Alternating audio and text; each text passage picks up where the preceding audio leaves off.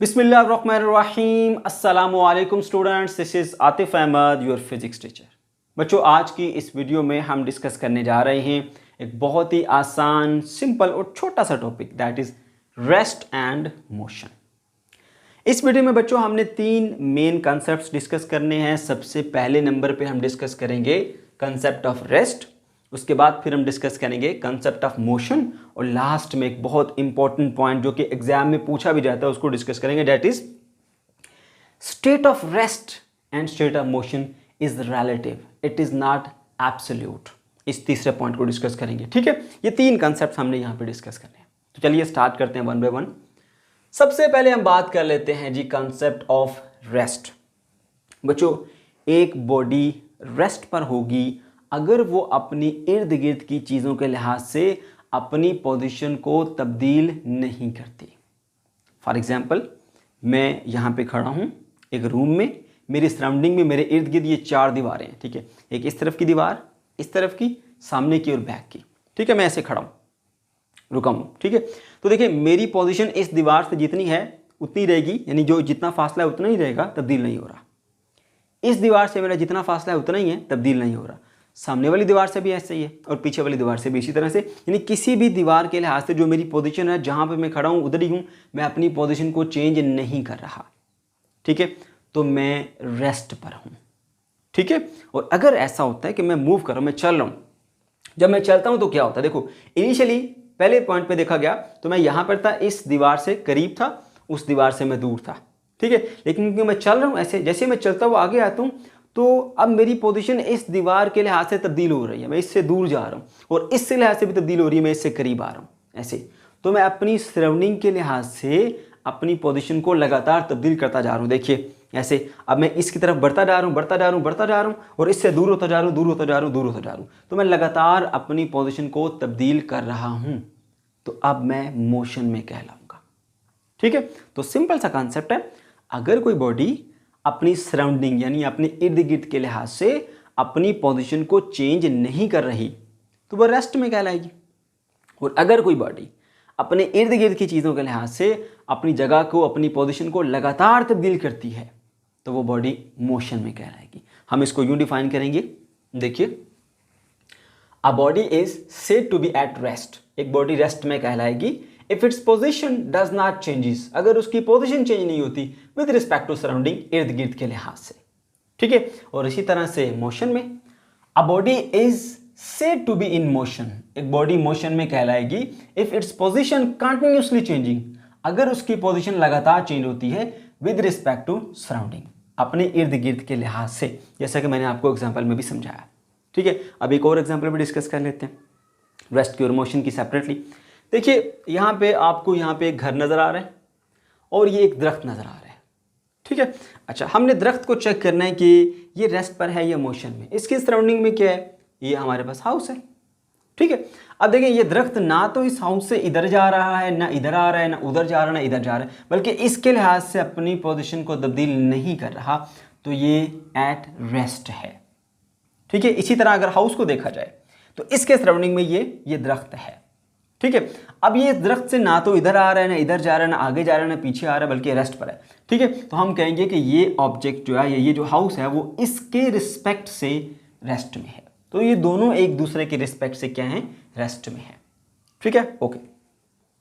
अब हम मोशन की भी एक एग्जांपल डिस्कस कर लेते हैं। ये एक कार है जो ऐसे रोड के ऊपर मूव करती हुई आ रही है इस डायरेक्शन में। ये हमारे पास एक बोर्ड लगा हुआ है जिस पे लिखा हुआ सेक्टर ए। ठीक है, अच्छा, अब ये गाड़ी जो है ना, इसके सराउंडिंग में देखा जाए तो हमारे पास ये बोर्ड आता है। ये गाड़ी इस बोर्ड के लिहाज से मुसलसल अपनी पोजीशन को चेंज कर रही है। बोर्ड यहाँ था, गाड़ी यहाँ थी, इतना फासला था, गाड़ी मूव कर रही है, बोर्ड के करीब जाती जा रही है, पोजीशन चेंज होती जा रही है, पोजीशन चेंज, लगातार पोजीशन चेंज होती जा रही है, तो ये गाड़ी इसके लिहाज से मोशन में है।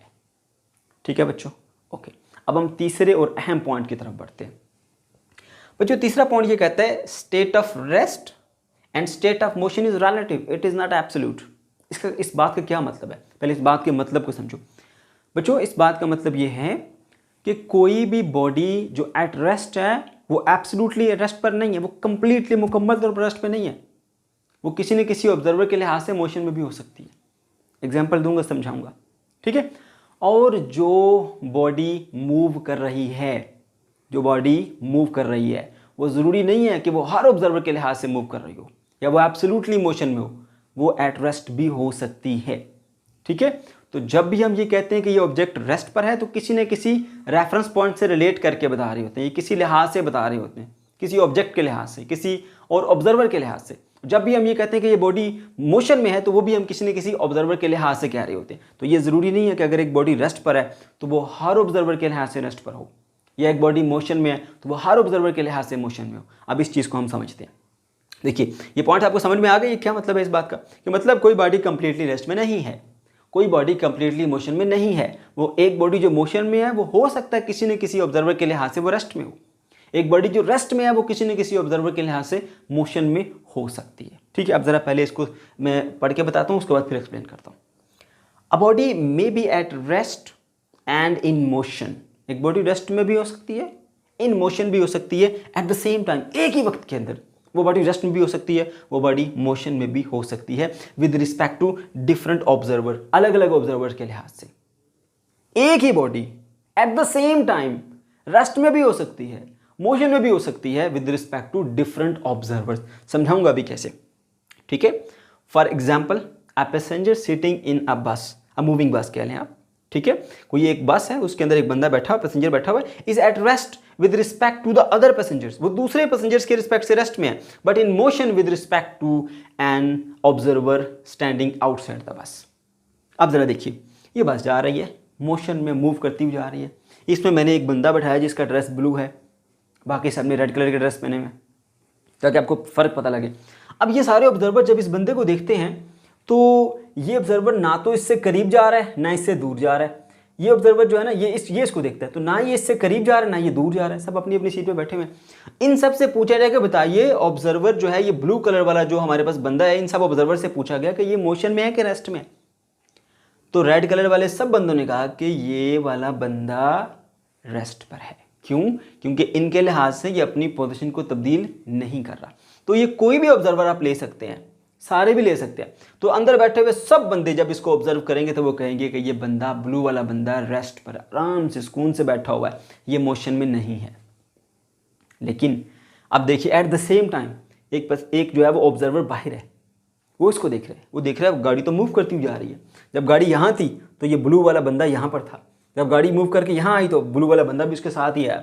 गाड़ी यहाँ आई तो उसने ऑब्जर्व किया कि ब्लू वाला बंदा यहाँ पहुँच गया। अब इसी बंदे को ये लोग भी देख रहे हैं, ये भी देख रहा है।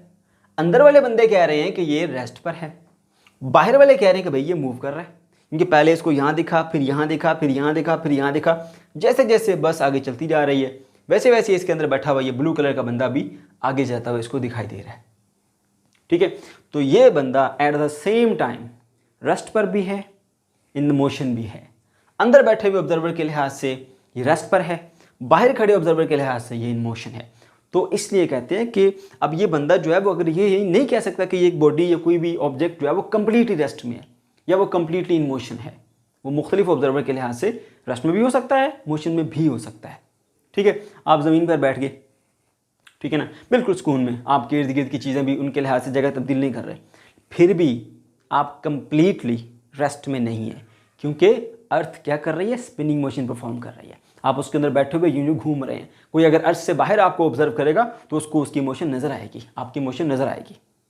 तो आप कंप्लीटली नहीं हैं रेस्ट में। ठीक है, बात समझ गए बच्चों? ओके, तो ये था हमारा आज का कॉन्सेप्ट। अगर आपको कोई कन्फ्यूजन है या किसी किस्म का कोई प्रॉब्लम है तो कमेंट सेक्शन के अंदर आप ज़रूर पूछ सकते हैं। अल्लाह हाफिज़।